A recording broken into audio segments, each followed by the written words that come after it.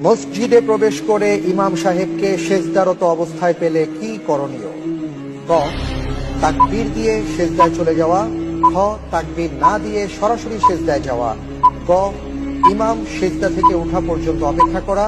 ঘ, তাকবীর দিয়ে হাত বেঁধে দাঁড়িয়ে থাকা।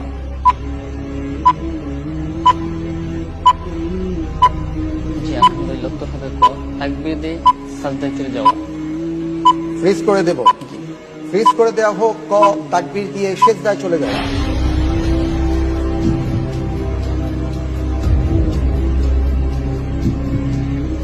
ইমাম সাহেব সেজদায় চলে গেছেন আর কেউ এই মুহূর্তে এসছে, তিনি সরাসরি সেজদায় চলে যাবেন।